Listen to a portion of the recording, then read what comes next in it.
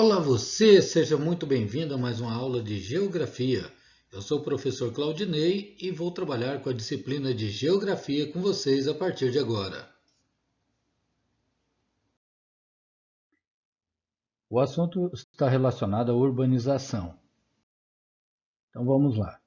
O que é urbanização? Urbanização é o processo que todo o espaço sofre na melhoria da sua infraestrutura. No caso aqui, nós vamos organizar esse espaço em dois tipos: o habitat rural e o habitat urbano. Habitat é todo o espaço a qual seres vivos vivem.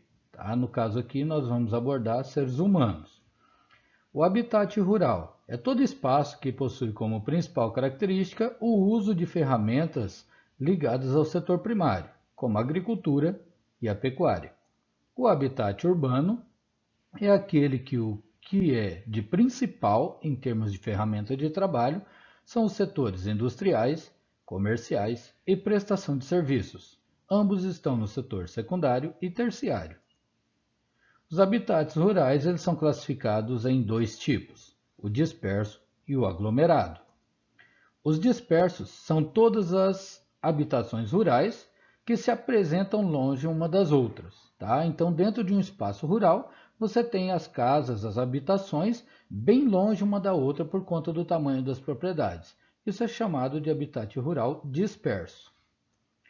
Dentro dessa classificação de habitat rural disperso, nós temos dois tipos de subdivisão: ordenado e o desordenado.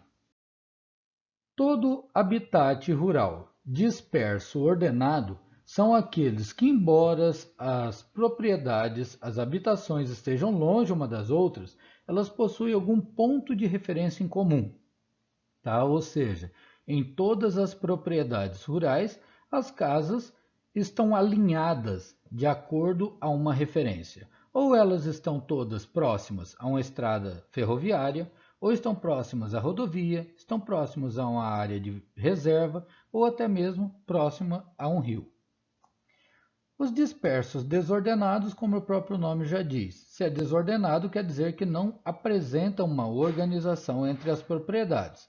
Dessa maneira, além das habitações ficarem longe uma das outras, não possui ponto em comum, sendo então organizada de maneira aleatória, cada uma em um ponto das propriedades. Dentro dos habitats rurais ainda temos os aglomerados, que são aqueles aos quais as habitações estão bem próximas uma das outras. As propriedades, embora grandes, as habitações procuram estar próximas. E elas podem ser classificadas em três: nucleados, colônia e povoado. Todo habitat rural aglomerado nucleado são aquelas propriedades a qual apresenta um sistema de núcleo, uma sede, a casa principal no centro, que pode ser a casa do capataz ou do administrador, ou até mesmo dos proprietários da fazenda, e em volta dessa casa estão as casas dos trabalhadores, os chamados colonos. Então, esse sistema é chamado de aglomerado por nucleamento. Os habitats rurais aglomerados em colônia são aqueles que as habitações são formadas por descendentes de estrangeiros, imigrantes, que normalmente possuem a mesma nacionalidade. Exemplo, uma área rural italiana, você só tem famílias italianas. Uma área rural de colônia alemã, você só tem famílias alemãs ali naquelas propriedades. Isso é muito comum na região sul do Brasil, no Rio Grande do Sul e Santa Catarina, e até mesmo no estado do Paraná.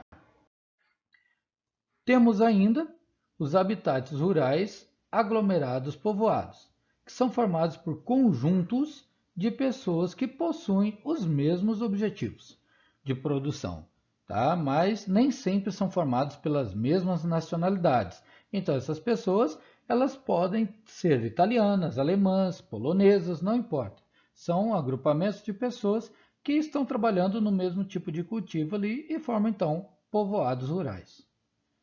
Os habitats urbanos, por sua vez, são aqueles que nós já falamos que utilizam o setor secundário e terciário e podem ser classificados da seguinte forma: de acordo à origem, sítio urbano, localização e função econômica. A primeira delas é quanto à origem. Uma cidade, então, pode se originar de duas maneiras: de forma espontânea, quando elas acontecem de maneira normal, comum, sem ninguém se preocupar se aquele local se transformaria numa cidade, ou de maneira planejada, quando você elabora um projeto de uma cidade arquitetonicamente e depois constrói ela. As cidades espontâneas, então, são formadas de maneira aleatória em vários motivos: entroncamentos ferroviários, exploração mineral e vegetal, áreas de defesa. Então, isso tudo pode estimular a existência de uma cidade de maneira natural. Podemos citar aí algumas cidades, como Naviraí, Dourados, São Paulo, são cidades que surgiram espontaneamente. Também temos as cidades planejadas, que são cidades criadas através de projetos arquitetônicos e, como exemplo, podemos citar aí a cidade de Brasília, a cidade de São Luís, no Maranhão, e a cidade de Palmas, no Tocantins. Todas elas foram criadas primeiro no papel para depois serem construídas. Também podemos classificar uma cidade quanto ao sítio urbano, que é a estrutura de relevo a qual a cidade está em cima. Então temos cidades acrópole, planaltos, planícies, montanhas ou insulares.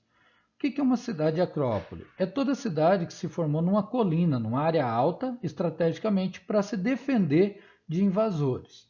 E aí temos, como exemplo no Brasil, São Paulo, Rio de Janeiro e Salvador, na Bahia. As cidades de Planalto são aquelas cidades que estão sobre uma área suavemente elevada, que são os planaltos, né, um plano mais inclinado, e, como exemplo, podemos citar a cidade de Brasília e a cidade de Cuiabá, no Mato Grosso.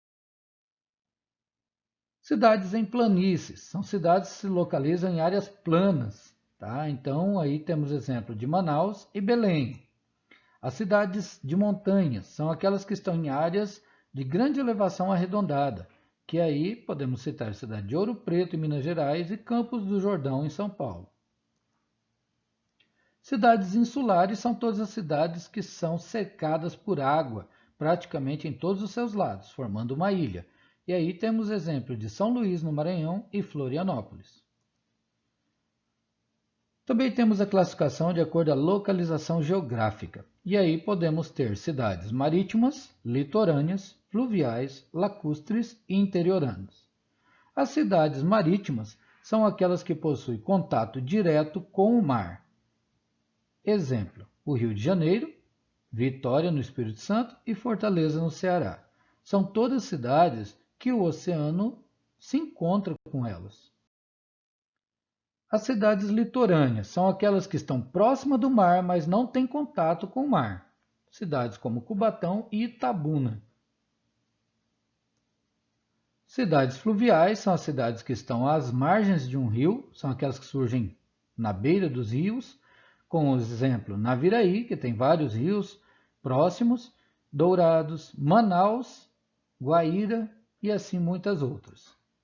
Cidades lacustres são aquelas que surgiram em volta de grandes lagos, como Três Lagoas e Porto Alegre, no Rio Grande do Sul. Cidades interioranas são todas aquelas que estão bem longe do mar, não tendo contato nem proximidade nenhuma com eles. Então está no interior do país.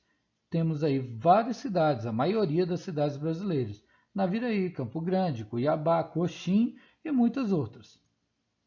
Por último, a cidade pode ser classificada de acordo com a sua função econômica, aquilo que ela faz para sobreviver, como ela consegue ganhar dinheiro, que pode ser comercial, industrial, agropastoril, turística e estação saúde, onde poderíamos citar ainda função religiosa também, a qual não será abordada nesse tema.